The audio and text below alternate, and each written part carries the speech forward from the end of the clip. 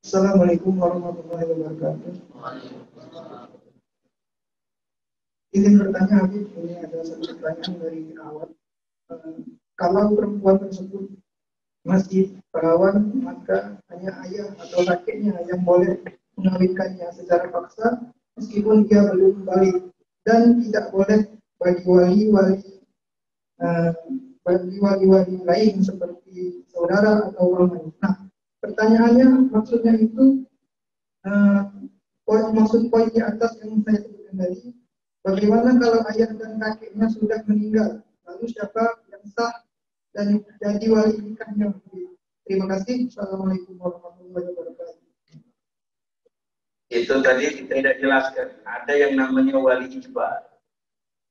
Wali ijbar itu menikahkan secara paksa. Walaupun tanpa pengetahuan si istri atau si anak tadi itu, tahu-tahu dikawinkan secara paksa. Itu bapak sama kakek. Bisa kayak gitu. Namanya wali mujbir.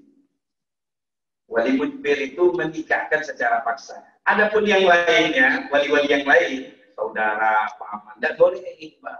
Dia harus izin dulu. Misalnya ada yang ngelamar si wanita ini, dia ngomong dulu kalau si wanita ini oke, lanjutkan. Kalau si wanita tidak mau, tidak bisa. Ada yang datang ke rumah, nemui bapaknya, kemudian dia minta anaknya. Bapaknya setuju. Si istri, si wanita tidak setuju. Bapaknya boleh menekan. Ijbar. Siti Nurbaya, begitu ya. Bapaknya boleh. Kenapa kok bapaknya boleh menekan dari itu? Karena orang yang belum menikah ini belum tahu. Belum tahu cara rumah tangga itu belum tahu. Sedangkan bapak ini yang paling sayang sama anaknya. Bapak tidak bakal menjerumuskan anaknya ke dalam kesengsaraan. Makanya diperbolehkan cuma bapak sama kakek. Selain itu tidak boleh. Kalau seandainya walinya tidak ada, meninggal, bapaknya meninggal. Wali yang lain, bapaknya meninggal, kakeknya meninggal, saudaranya. Tapi tidak boleh maksa, tidak boleh ijbar itu dimaksa. Jadi kalau ada yang datang sama saudaranya, minta saudarinya, dia nanya dulu, gimana ini? Ini ada yang datang meminta kamu. Oh iya, ada apa-apa? Oke. Atau nggak ngomong, tapi senyum-senyum, mesem, ada yang minta kau, nah ini mesem, ini jauh artinya. Ya, atau si Jinan, kalau film India itu muter-muter ke batang. Nah, itu iyo artinya, karena kalau yang perawan ini masih mandua. Dia diam, kecuali kalau dia nangis berontak-berontak, itu tidak. Atau nangis, mungkin nangis senang. Nangis, diminta orang nangis, tidak apa itu. Kecuali nangisnya sampai berontak-berontak, tidak mau. Nah, itu tidak mau, tidak boleh dipaksa. Yang bisa maksa dari jauh. Bapak sama kakek. Kalau saudara tidak bisa masuk. Dia mau oke dikawinkan. Kalau dia tidak mau, sudah tidak usah dikawinkan. Itu maksudnya itu tadi. Namanya wali mujbir. Mujbir itu paksa. Boleh menikahkan secara paksa kalau kakek sama bapak. Selain itu tidak boleh. Ada lagi? Ada lagi. Assalamualaikum warahmatullahi wabarakatuh. Bapak Nabi mau bertanya. Ini pertanyaan dari awal. Ana bersama calon sudah memesan segala persiapan nikah. Namun setelah itu keburukan si calon kelihatan seketika. Ana bimbang dan Ana bingung. Apa tadi? Ana sudah memesan segala persiapan nikah. Namun setelah itu keburukan si calon kelihatan. Seketika Ana bimbang. Ana bingung untuk mengambil keputusan. Ana juga sudah istikharah, namun condong hati untuk membatalkan. Tapi bagaimana caranya untuk membatalkan agar si calon tidak merasa sakit hati dan keluarga anak dan calon tidak malu? Assalamualaikum warahmatullahi wabarakatuh. Jadi sebelum ngambil keputusan itu, supaya nantinya tidak menyesal, istikharah. Nanya dulu sama yang paham. Ini Ustaz, ada yang minta anak saya, atau ada yang minta kami. Gimana ini Ustaz orangnya? Kalau seandainya ada orang nanya, tidak boleh ngomong gitu. Misalnya orang itu nakal, orang itu baik, kita punya tidak boleh, mesti tampakkan. Kan itu kan ghibah kan? Kecuali ghibah ini tidak apa-apa. Oh jangan, itu nakal. Oh tapi judi, juga maling, jangan batal. Nah, jadi tidak ada penyesalan. Kalau seandainya kita ada orang kita yang adik-adik akhwat ini ada kitanya istihoroh, bertanya dulu sama yang paham, atau tanya dulu sama bapaknya, tanya dulu ini, baru dia nerima. Seandainya sudah dinilai bagus, kemudian dia baru melangkah ke berikutnya. Atau sudah dinilai bagus, sudah di pertengahan belum menikah, kelihatan ini anak ini begini-begini yang tidak bagusnya. Ya, kalau dia mau teruskan, terserah dia. Kalau dia mau batalkan, dengan cara baik-baik. Datangi dengan cara baik-baik. Mungkin ya kita lah ngomong. Komunikasi yang baik, tetap jaga silaturahim. Jangan setelah itu terjadi permusuhan, jangan. Butuh komunikasi aja. Jangan salah dalam berkomunikasi. Dengan cara yang baik, dibatalkan. Yang penting belum ijab kabul. Kalau sudah ijab kabul, ya cerai namanya. Kemudian ada yang namanya fasdah nikah. Belum dijelaskan juga fasdah nikah. Sudah nikah, tahu-tahu ada aibnya. Apa aibnya? Gila. Duduk di wajib, senyum dewe. Gila, bukan wajib ini. Atau si mempelai wanitanya. Gila. Boleh fasdah nikah. Ada aibnya. Yang selupuk. Atau maaf impoten.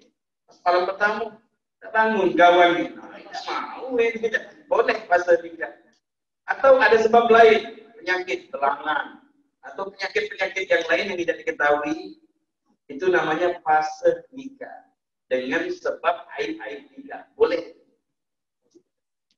Kemudian di sini juga ditanyakan apakah boleh keluar untuk urusan anak, semisal antar anak sekolah, beli kebutuhan buat pondok, mogok, nengok anak di pondok.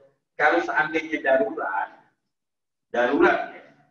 Yang lihat anak di pondok itu darurat ya. Kalau tidak dilihat anak itu terjadi apa-apa, tidak darurat. Kita harus dilihat dulu anak kita di pondok. Kalau urusan makan, darurat. Kecuali kalau ada yang nganteri. Di rumahnya ada saudaranya, baik, nganteri, tidak kalau saudara keluar. Itu belum darurat. Jadi balikkan ke masalah. Kalau dia darurat, penting ini, maka boleh dia keluar untuk hajat darurat. Artinya darurat, kalau tidak dilakukan, tidak keluar rumah, bisa binaso. Atau bisa hampir binaso, letih, payah. Nah, itu namanya darurat. Itu. Apakah hukumnya kalau wanita tersebut tetap keluar tanpa ada kepentingan anak? Ya, kalau hukumnya haram. Kalau tanpa darurat, duit banyak, makanan banyak, tidak darurat, keluar ke jalan sini tidak boleh. Apalagi berais, apalagi berdandan, tidak boleh, hukumnya haram.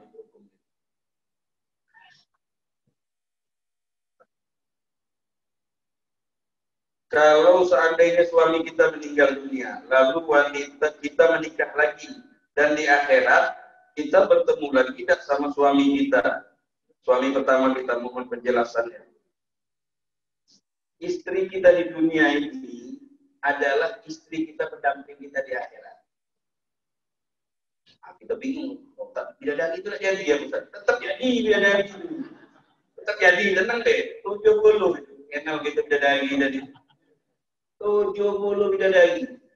Bidadari itu datang di saat istri kita tidak ada di rumah.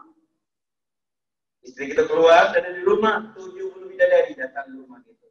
Tak balik juga kawan lagi. Ajulah, betul lah, ada sadas. Nah, jadi bidadari itu sampingan mereka. Yang sebenarnya istri kita itu. Kalau wanita punya dua suami, siapa suami yang akan damping itu? Suami pertamanya. Suami pertamanya kalau dia bagus, maka suami pertamanya. Ada pendapat kedua. Itu pendapat pertama. Pendapat kedua yang menjadi pendamping dia lagi siapa antara suami pertama sama suami kedua yang paling soleh, yang paling taat kepada Allah. Itulah istri kita. Nah, itulah istilah suami kita. Bidadari tetap. Jadi bidadari itu di saat istri kita tidak ada, maka bidadari itu datang. Makanya ada perkataan apa dia? Istri kita, makanan kita, bidadari hanya snack, sarapan, sampingan bidadari. Nah, artinya di saat istri kita tidak ada, bidadari tadi yang datang menghibur kita. Atau di saat istri kita lagi di rumah, di jalan, kita kok bidadari tadi. Itu makna dari dari kata ini. Mau nanya apa dengan jika wali nikah? Ana pernah dengar jika wali nikah sholatnya bolong maka tidak sah menjadi wali nikah. Mohon penjelasan. Wali nikah ini syaratnya adil. Tahu adil? Tidak pernah melakukan dosa besar, tidak pernah melakukan dosa kecil. Ini zaman dulu. Setelah zaman sekarang ini banyak orang tidak adil.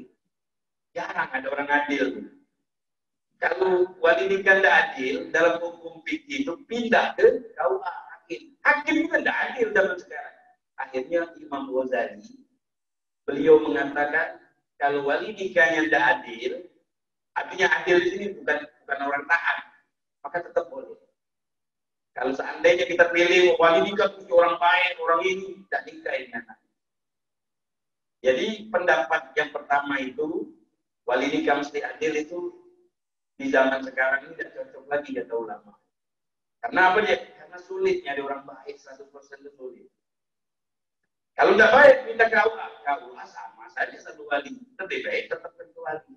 Jadi pendapat adalah itu wali itu orang baik, orang yang taat kepada Allah, tidak pernah maksiat itu tidak ada. Pasti pernah maksiat. Nah, jadi tetaplah walaupun walinya pernah meninggalkan sholat, cuman sebelum nikah itu maju istighfar ya, astagfirullah, baru dia nikah. Nah, jadi tetaplah walaupun walinya tidak baik, tidak baik, tidak apa nikah ke anak. Asal muslim.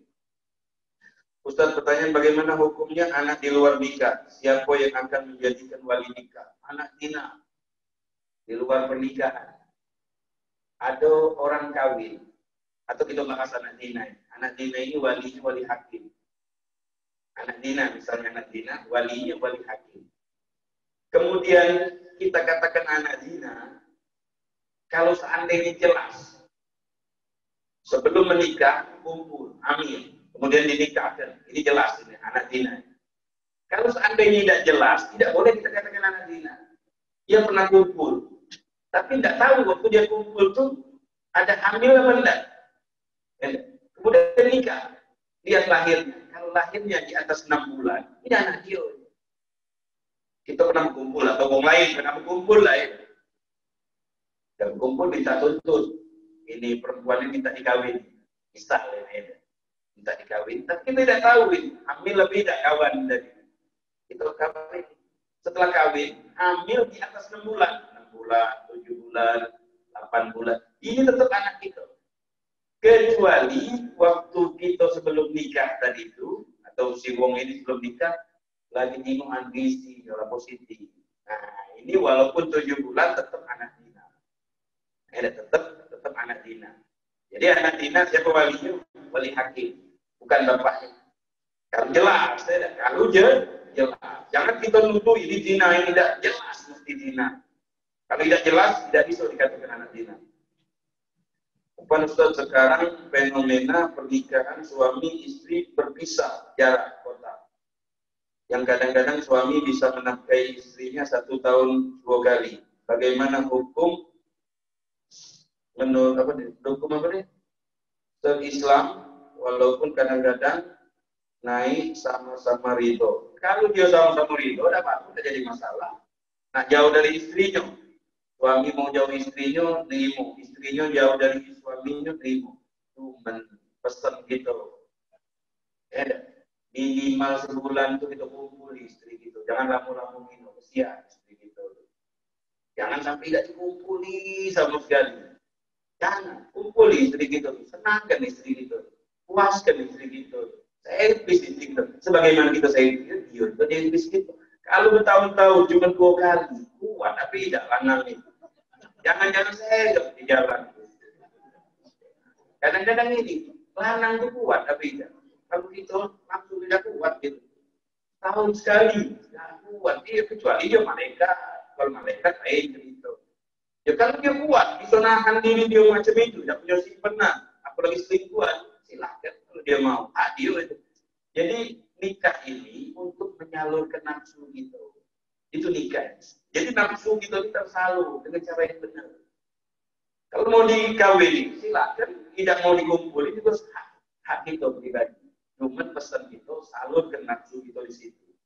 Jangan kita salur ke tempat yang lain. Bagaimana sikap anak yang umur apa ini? Melihat mendengar orang tuanya cekcok. Roy yang lagi melihat orang tuanya keributan. Anak mau komen. Jangan masuk di rumah tangga anak atau rumah tangga bapak yang lagi cekcok. Tapi selesaikan. Kalau nyingok anak itu rumah tangga masih muda, cekcok rumah tangga. Jangan dibela salah sikap, jangan. Selesaikan. Selesaikan dengan cara baik-baik. Cekcok itu biasa. Rumah tangga pasti ada ribut. Biasa itu. Rumah tangga siapapun ada ribut. Biasa. Tapi kelahan dengan baik. Kadang ibu bapaknya mela. Oh ini laki memangnya tambah panjang. Jadi kalau ada api, ya dikasih minyak. Dikasih apa? Air. Jangan ikut komperi, jangan ikut manasi. Laki pun jangan balik, jangan ada simpenan. Laki memang bayonya. Nanti panas-panasinya. Nah, dikelar mungkin. Husnudon. Yo ada dawi. Mungkin. Jadi tafsir lain baik-baik. Jangan nafsirkan yang tidak baik. Seandainya kita melihat ibu kita atau bapak kita cekcok, itu anak no comment. Jangan melok-melok. Jangan manasi ibu, jangan manasi bapak. Jangan. Atau kita nengok rumah tangga anak kita ada cekcok. Rumah tangga anak kita ada cekcok. Itu kelarkan. Artinya kelarkan ini damaikan. Kalau masih bisa damai. Damaikan dengan cara baik. Jangan kita ngompori. Kesian anak itu. Bagaimana cara menentukan pasangan sekupu sederajat? Pasangan kita tadi itu kita cari yang baik. Sekupu itu artinya apa dia? Bukan anak zina. Bukan anak zina yang kita pilih. Anak yang baik. Itu namanya sekupu. Anak yang baik, anak yang taat. Bukan anak tukang zina. Bukan. Itu. Jadi carilah wanita-wanita itu yang baik. Kita tidak tahu baik. Jadi majelis taklim baik. Ya? Kalau hadir majelis taklim nggak baik. Ya, cocok dengan cara yang baik. Jangan dengan cara yang tidak baik. Yang hadir majelis taklim, yang sholatnya rajin, yang ibadahnya bagus, bapaknya orang baik. Maksudnya bapaknya orang baik itu yuk jalan ke masjid, jalan hadir majelis taklim.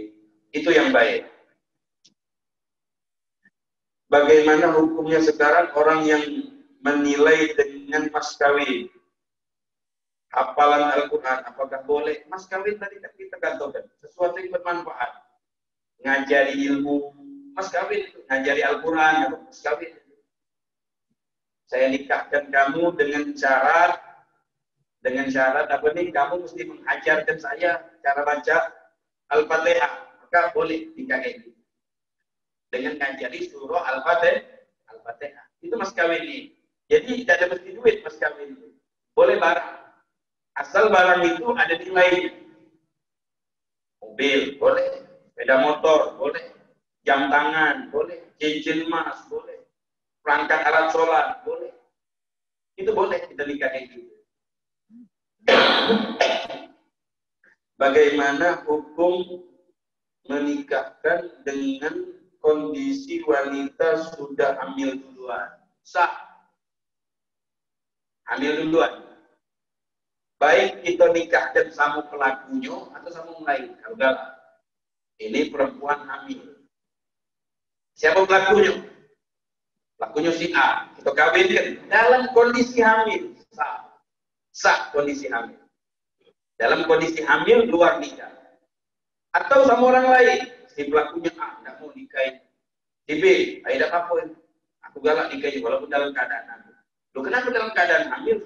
Karena isi kandungan itu, isi kandungan haram tidak dianggap, seakan-akan kosong.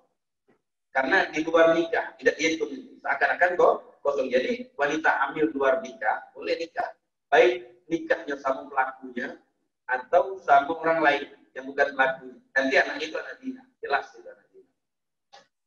Assalamualaikum, apabila seorang wanita hamil di luar nikah, sama ini, dan menikah dengan yang menghamili, boleh. Jadi nikah sama si A itu lah, boleh. bagaimana nasab dari anak tersebut ketika lahir. Anak itu anak zina. Nasabnya nasab ke ibu. Tidak dapat warisan bapak. Kalau seandainya anak ini wanita, si bapak pelakunya itu boleh menikahi. Tidak ada nasab ini kan? Punya bapak kan? Boleh bapak itu menikahi anak ini. Kenapa? Karena tidak bernasab. Tidak ada nasab bapak, tapi nasabnya ibu. Jadi bin siapa? Bin ibu. Bin ibu. Nasabnya nasab ke ibu. Bahkan dalam kitab fikih dikatakan kalau seandainya anak yang lahir, wanita, besar, dinikahi sama yang menghamili dia dari itu. Anak dia kan? Tapi tidak bernasab. Boleh. Cuma hukumnya makruh, kurang bagus saja. Sampai ke situ dalam hukum agama. Kenapa? Karena air yang masuk tadi itu tidak dianggap dalam agama. Adapun pendapat ulama yang mengatakan apabila ayah dari anak tersebut menanggung nafkah selama lebih dari 6 bulan, maka nasabnya anak tersebut bersambung dengan sang ayah. Itu maksudnya kalau tidak jelas. Waktu dia nikah tadi itu belum kelihatan hamil, tidak tahu ini hamil apa tidak. Waktu dikawinnya lahir 6 bulan, maka nisbahnya ke bapaknya. Nisbahnya kenapa? Karena 6 bulan. Tapi kalau sudah jelas berisi baru nikah, jelas anak zina. Ini fatwanya Habib Zain bin Ibrahim ini. Yang waktu tahun 2020 di Indonesia fatwa ini. Kalau sudah jelas, sudah berisi, sudah dites baik, sudah hamil, atau dikawinkan, tentu itu walaupun 7 bulan tetap anak zina. Kenapa? Karena sudah jelas ini hasilnya. Katanya kalau 6 bulan, anak di sana deh, kalau tidak jelas. Kalau tidak tahu dia berisi, kemudian kawin, habis kawin dari itu, melahirkan 6 bulan, bisa nisbah kepada dia. Yang mau ditanyakan bagaimana pandangan Habib tentang nasab anak tersebut. Tadi kan sudah jelaskan. Kalau itu hasil anak zina, jelas nasabnya ibunya. Kalau belum jelas anak zina, dia bernasab ke bapaknya. Tetap anak bapaknya. Kalau selesai akad nikah, tradisi salam-salaman dengan orang tua, saudara, bahkan tamu, bagaimana sikap kita dengan yang bukan mahram? Ya tentu yang bukan mahram tidak boleh. Pada bapaknya boleh, pada ibunya boleh, pada istri kita boleh. Bebas pada istri kita tidak boleh kan. Kalau yang bukan mahram salam-salaman tentu tradisi itu ya tidak benar. Jadi tradisi kalau tidak bertentangan dengan syariat, tradisi itu dibenarkan. Dibenarkan kan tidak bertentangan dengan syariat. Kalau tradisi bertentangan dengan syariat, tradisinya ini dikalahkan. Jangan syariatnya yang disalahkan. Salam-salaman laki sama perempuan. Tak boleh dalam agama. Ini tradisi kami, tradisi kita yang kita salahkan. Kalau dia benar sesuai dengan syariat, tradisi kita benarkan. Itu dalam hukum tradisi, al-adah. Dalam kaidah fikih kalau anak-anak kawan-kawan kita belajar kaidah fikih, al-adah muhakkamah. Apa adat muhakkamah itu? Adat jadi hukum. Adatnya gimana jadi hukum? Adat yang tidak bertentangan dengan Islam. Kalau adat tidak bertentangan dengan Islam, maka itu hukum juga. Tapi kalau adat bertentangan dengan Islam, maka adatnya digalakkan. Bukan Islamnya digalakkan, syariat Islamnya. Jadi al-adah muhakkamah. Itu kaidahnya. Ustaz, doakan bulan 12 ini yang anak tua kaya. Nampung ini kan jadi, ada 2, mesti lagi gitu. Iya, makhluk ini bulan 12 ini niat anak buat. Ustaz, masalah yang anak bingung, kasih ini balik jual kan buat akhwat. Belum ada biaya untuk halalin anak. Oh, biaya mas kawin. Bagaimana solusinya? Insya Allah. Iya kulu fuqara yughnihumullah min fadli. Ada kan dalam Al-Quran, kalau kamu miskin, tidak punya dana, insya Allah untuk nyanggung itu untuk kawin, insya Allah Allah menyuruh. Atau bisa belikan mas kawin. Cuma mas kawin yang biasa-biasa, kalau memang sudah jelas, datang ke rumah gitu, ditunjuk mas kawin. Kita tunjuk mahar, itu mahar. Bukan mas kawin antaranya itu. Banyak itu. Mas kawin maharnya, untuk maharnya kita itu. Siapa ini? Kawan ini, apa ini? Untuk maharnya datang rumah, ditunjukin demi untuk kawin. Tapi yang benar kawin. Ditunjuk mas kawinnya, ada yang belum pakai tunjuk kawin lah. Ditunjuki mas kawin. Bisa ditunjukin, siap boleh ada mas kawin. Mas kawin tadi. Jadi yang bertanya ini kalau masih belum punya mas kawinnya, datang rumah, ditunjukin.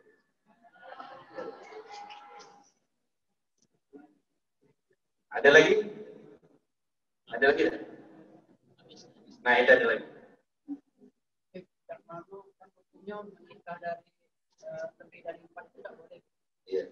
Nah, misalnya jadi istrinya ini meninggal 1, jadi tinggal 3. Lalu dia itu nikah lagi nambah 1, itu boleh atau tidak? Nah, jadi ini ada pertanyaan ini. Dia punya istri 4, tinggal 1, kawin lagi 4 lagi, boleh? Kalau dia galak, ini kan itu kalau dia galak. Kalau dia, jadi kalau dia paling banyak istri itu 4, tak boleh lebih dari 4. Kalau dia mau, gitu, itu bagian yang mau, yang kira-kira kuat ngadepi rewelnya itu silakan. Ada yang tidak kuat, ngadepi 1, muahidin, ada. Dari hadisnya orang yang masuk Islam zaman Nabi, namanya Ghailan. Ghailan ini masuk Islam. Watah tahu akhirul niswa. Dia punya istri 10. Ghailan yang tadi. Kata Rasulullah SAW, ya Ghailan, imsik arba'an. Wa farik sa'irahunna. Ini hadis. Wahai Ghailan, kamu pegang istri kamu pilih 4. 6 istri itu kamu cerai. Nah, dari hadis inilah kata ulama bahwa kalau suaminya mau menikah sampai 4, lebih dari 4 tidak boleh.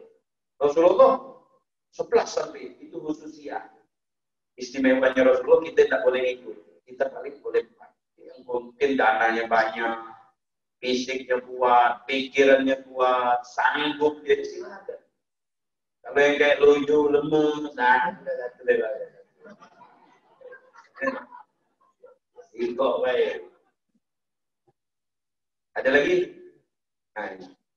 Puan, kan kamu yang muslim akhirnya, tapi pas misalnya Islam, tapi pas sudah punya anak murtad, nah itu sebenarnya ke anaknya. Wala tankihul musyrikina hatta yu'minu wala abdun mu'minun khairum min musyrikin walau a'jabatkum. Wala tankihul musyrikat hatta yu'minna wala amatum binatun khairum min musyrikatin walau a'jabatkum. Ulaika yad'una ilan nar wallahu yad'una ilal jannah wal maghfirah bihi. Itu ayat. Jangan kamu kawin orang kafir, laki ataupun perempuan. Jangan. Kalau nak kawin, silang agama masuk Islam. Masuk Islam dulu baru kawin. Banyak kan kalau nak kawin masuk Islam. Kawin setahun, 2 tahun, punya anak murtad lagi. Nah, gimana ini? Anak tetap anak dia, tetap halal anak dia. Anak tak kasih masalah, pokoknya tak kasih dosa. Mana hukumnya pernikahan ini? Pernikahan ini ditunggu sampai iddahnya selesai. Kalau iddahnya selesai, berapa iddahnya? 3 kali suci. Tidak balik lagi ke Islam, dipisahkan suami istri. Jadi kalau ada hukum suami istri, salah satu suami atau istrinya murtad, Kristen atau agama lain, tunggu sampai iddahnya selesai. Sampai iddahnya. Iya masih bareng, sampai iddahnya selesai, tidak balik-balik, dipisahkan. Itu hukumnya.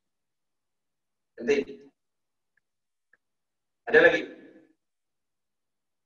Ini khusus bab nikah ya. Ketika seseorang anak dari keluarga kan tidak bisa dijelaskan kepada ayahnya. Lalu tapi itu bisa dinikahi oleh bapaknya. Berarti kalau dia satu rumah andai kata kita balik berarti haram. Iya. Seandainya anak yang di luar nikah jelas tadi itu, secara jelas ya. Jelas ini hasil nikah, hasil zina, besar tinggal di rumah, besar. Bukan mahramnya ini anak. orang lain. Nasabnya ini tidak dari bapak. Seandainya bapaknya mati, tidak dapat warisan. Dia nisbahnya dia, nasabnya ke ibunya. Gitu. Bahkan dalam kitab ini kita jelaskan, kalau bapaknya naksir, mau kawin sama ini, silakan, bukan makruh. Nah, itu. Ada lagi?